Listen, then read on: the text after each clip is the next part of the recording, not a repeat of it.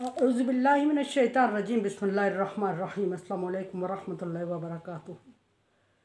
सूरह बनी इसराइल है मेरे सामने और सूरह बनी इसराइल की आयत नंबर 82 है, पारा नंबर 15 है और रुकू नंबर 9 है। आयत नंबर 81 में अल्लाह तबारक व तआला ने नबी सल्लल्लाहु अलैहि वसल्लम को दुआ सिखाई और फिर एक हुक्म भी दिया।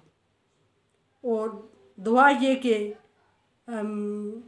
जहल मिन लदुन का सुल्ताना नसीरा, और मेरे लिए ताकत और क़ुव्वत अता फरमा और इस्लाम को मजबूत बना, अफरादी क़ुव्वत मराद।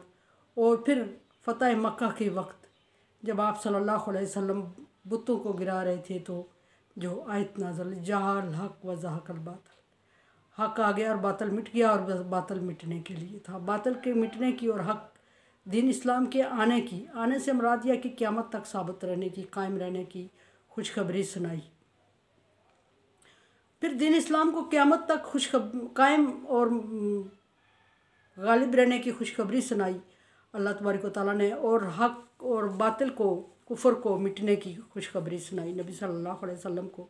और उसके साथ ही कुरान पाक की अहमियत ज़िक्र फरमाई। आयत नंबर 82 में फरमाई कि नुनज़्ज़िलु मिनल कुरान, ए नबी सल्लल्लाहु अलैहि वसल्लम हमने आप पर कुरान नाज़िल फरमाया, एक किताब नाज़िल फरमाई जिसको कुरान कहा जाता है। किताब का मतलब होता है लिखी हुई चीज़, चूँकि अल्लाह तबारक व तआला के पास कुरान पाक लिखी हुई मौजूद थी, इसलिए इसको कुरान किताब फरमाया। ज़ालिकल किताबु ला रैबा, ये वही किताब है जो अल्लाह तबारक व तआला के पास लिखी हुई मौजूद और नबी सल्लल्लाहु अलैहि वसल्लम पर नाज़िल हुई, इसमें कोई शक नहीं। सूरह बकरा के शुरू में। और फिर दूसरी दफ़ा इसको कुरान फरमाया, इन्ना अनज़लना अलैकल कुरान, ए नबी सल्लल्लाहु अलैहि वसल्लम हमने आप सल्लल्लाहु अलैहि वसल्लम पर कुरान नाज़िल फरमाया।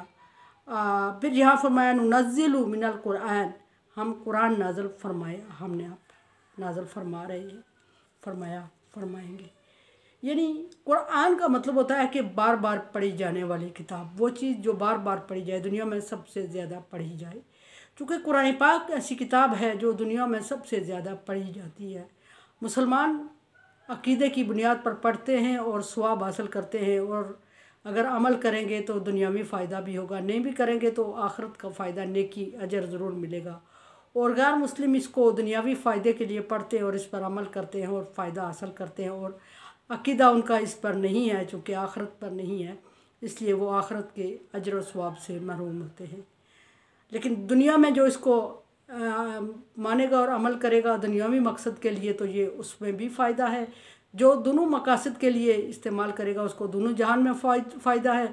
और जो सिर्फ उखरवी मकसद के लिए, दुनिया में समझते नहीं लोग, रट्टा लगा के हम अरबी पढ़ लेते हैं, और उसका भी अल्लाह तबारक व तआला ने वक्त ज़ाया करने पर अजर दिया है। अल्लाह तबारक व तआला ने वक्त की कदर फरमाई है। यहाँ फरमाया कि हम नबी सल्लल्लाहु अलैहि वसल्लम आप पर किताब नाज़िल, कुरान पाक नाज़िल फरमाएंगे। हमसे मुराद अल्लाह तबारक व तआला की तरफ ज़मीर है। मा हुआ शिफा व रहमा, जिसमें शिफा है और रहमत है।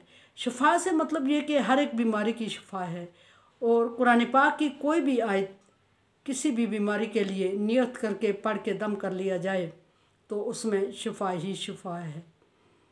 और बिस्मिल्लाहिर्रहमानिर्रहीम में सारी बीमारियों की शिफा है। अगर किसी को कुछ भी नहीं आता, बिस्मिल्लाहिर्रहमानिर्रहीम आता है, और बंदे को जितनी बीमारियां हैं वो उनके लिए नियत करके दम करे, पढ़े और दुआ करे और उसको पी ले, तो उसमें शिफा ही शिफा होती है। लेकिन फिर बात वही है कि कुरान पाक अमल के लिए है, सिर्फ पढ़ के दुआ मांग के और बीमारियों के इस्तेमाल के लिए नहीं है। इसको इस तरह इस्तेमाल नहीं करना चाहिए। नंबर 1 इसमें शिफा है, और नंबर 2 रहमत, इसमें रहमत है, भलाई है, हिदायत है, और अल्लाह की तरफ से रहमत का नज़ूल है। जो कुरान पाक पढ़ता है वो अल्लाह तबारक व तआला की रहमत में होता है। जितनी देर वो पढ़ता है उतनी देर उस अल्लाह तबारक व तआला की रहमत के साए में होता है, उतनी देर फरिश्ते उसके लिए पर फैलाए हुए होते हैं, उतनी देर समंदर की तह में मछलियों और फ़ज़ाओं में चरिंद परिंद और मक्खियाँ, मच्छर, जितनी भी मखलूक है वो उसके लिए दुआए मग़फ़िरत कर रही होती है। ये कुरान पाक का है। और नबी सल्लल्लाहु अलैहि वसल्लम की उम्मत के लिए ये ख़ास तोहफ़ा है जो पहली उम्मतों के लिए इतना ज़्यादा कोई अहम चीज़ नहीं थी। और फिर ये कि ये क़यामत तक की बीमारियों, क़यामत तक के मसाइल का इसमें हल मौजूद है। और एक ये भी है इसकी बरकत के जो सुबह फजर के टाइम इसकी तलावत कर लेता है वो पूरा दिन अल्लाह तबारक व तआला की रहमत के साए में रहता है। पूरा दिन इसके लिए उसके लिए फ़रिश्ते बख्शिश की दुआ मांगते रहते हैं। वो ख़ुद मांगे या ना मांगे, फ़रिश्ते उसके लिए बख्शिश की दुआ मांगते रहते हैं। सो कुरान पाक शिफा है और रहमत है। फिर फरमा दिया कि शफा है, कुरान पाक और रहमत है। और अल्लाह तबारक व तआला ने आप सल्लल्लाहु अलैहि वसल्लम पर नाज़िल फरमाई। तो किसके लिए शिफा है, किसके लिए रहमत है? डेफिनेटली यहाँ ये फरमा दिया कि जो नबी पर नाज़िल, जिस नबी पर नाज़िल की गई उसकी उम्मत के लिए शिफा और रहमत है। यानी नबी सल्लल्लाहु अलैहि वसल्लम की उम्मत मुस्लिमा के लिए कुरान पाक में शिफा भी है और इसमें रहमत भी है अल्लाह तबारक व तआला की तरफ से, और आसानी भी है। जो दो जहान के लिए इसमें आसानी है, जिस जहान की नियत करेगा। लेकिन रब्बाना आतिना फिद दुनिया हसना व फिल आखिरति हसना, मोमिनों को ये दुआ सिखाई गई है ताकि अल्लाह तबारक व तआला के हुक्म से इसमें दोनों जहान के फ़ायदे हों, आखिरत के लिए भी और दुनिया के लिए भी। फरमाया कि वला यज़ीदुज़्ज़ालिमीन इल्ला खसारा, लेकिन ये ज़ालिमों के लिए नुकसान ही नुकसान है। क्योंकि ज़ालिम काफ़र या गैर मुस्लिम जो भी दीन इस्लाम पर अमल नहीं कर रहे उनके लिए खसारा ही खसारा है। क्यों खसारा है? कि वो कुरान पाक की शिफा से, कुरान पाक की रहमत से महरूम हैं। और वो चूँकि कुरान पाक को नहीं मान रहे, इसको आखिरत में ज़रिया नजात नहीं मान रहे हैं और दुनिया में इसको शिफा नहीं मान रहे हैं। सो अगर वो नहीं मान रहे हैं तो अल्लाह तबारक व तआला ने उनके लिए इसमें शिफा नहीं रखी। फरमा दिया कि वो खसारे में हैं। फरमाया कि वक्त की कसम, ज़माने की कसम के इंसान नुकसान में है। वल अस्र इन्नल इंसान लफ़ी खुस्र, वक्त की कसम, ज़माने की कसम के इंसान नुकसान में है। इल्लल्लज़ीना आमनू, सिवाय उन लोगों के जो ईमान लाए, वामिलुस सालिहात, और जो नेक अमल करते रहे। वो 4 ग्रोहों का जिक्र किया, 4 पार्टियाँ नुकसान में नहीं हैं, उसके अलावा सारी इंसानियत नुकसान में है। नंबर 1 ईमान लाए, नंबर 2 आमिलुस सालिहा, नेक अमल करते रहे, नंबर 3 वो लोग नुकसान में नहीं हैं तो वासौ बिल हक़, जो हक बात की तलकीन करते रहे। हक बात से मुराद दीन इस्लाम है। दीन इस्लाम की तबलीग करने वाले और दीन इस्लाम का रास्ता दिखाने वाले और दीन इस्लाम के राह पे चलने का ताकीद करने वाले लोग नुकसान में नहीं हैं। इसका मतलब ये हुआ कि ख़ुद दीन इस्लाम पर अमल करते रहना काफ़ी नहीं है, बल्कि इसकी ताकीद भी करते रहे, वो लोगों को भी राह रास्त पर लाते रहे। जितना आपको आता है, बल्लिगु अन्नी वलौ आया, जितना मुझसे सुनो वो दूसरों तक पहुँचाओ। नबी सल्लल्लाहु अलैहि वसल्लम का ये हुक्म है। और नबी सल्लल्लाहु अलैहि वसल्लम का अगर ये हुक्म है तो नबी सल्लल्लाहु अलैहि वसल्लम के पास जो भी है वो हक़ और सच और कुरान पाक ही है। क्योंकि अल्लाह तबारक व तआला फरमा रहे हैं कि मा यंतिकु अनिल हवा, वो अपनी ख्वाहिशात से नहीं बोल रहा। इन हुआ वाहिन यूहा इलैहि, वो वही बात करता है जो उसकी तरफ वही की जाती है। सो कुरान पाक में अल्लाह तबारक व तआला ने शिफा फरमाई और ज़माने की कसम के इंसान नुकसान में। इल्लल्लज़ीना आमनू व आमिलुस सालिहात, वो लोग जो आमनू अपनी ज़ात से अल्लाह का ताल्लुक़, और आमिलुस सालिहात नेक अमाल करना, और नेक अमाल में हक़ुक़ुल इबाद भी आते हैं। नेक अमल करते रहे। व तवासौ बिल हक़, हक़ बात की ताकीद करते रहे। व तवासौ बिस सब्र, ये हक़ुक़ुल इबाद, ये खुसूसी चौथा जो पॉइंट है ये हक़ुक़ुल इबाद से आता है, इंसानियत से रेलिवेंट है।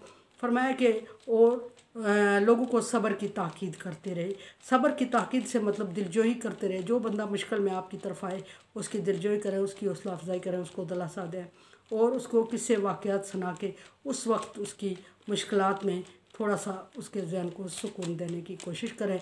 अगर आप और कुछ नहीं कर सकते तो अल्फाज आपके पास हैं, उनसे उसकी हौसला अफजाई करें।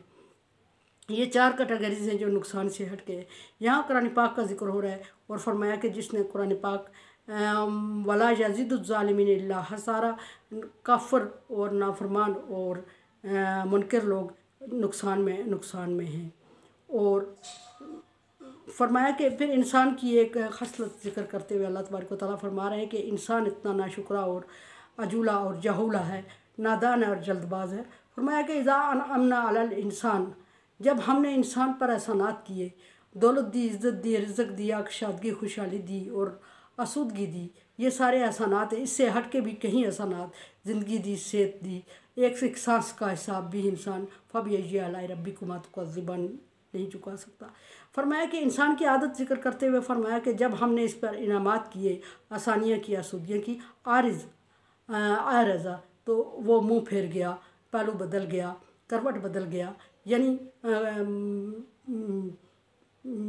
उल्टे पाँव वापस हो गया। यानी कि अल्लाह तबारक व तआला के एहसानात का शुक्र अदा करने की बजाय उसने नाशुक्री और बेसब्री करना शुरू कर दी। अल्लाह तबारक व तआला की मखलूक को तकलीफ़ देना शुरू कर दी और अपने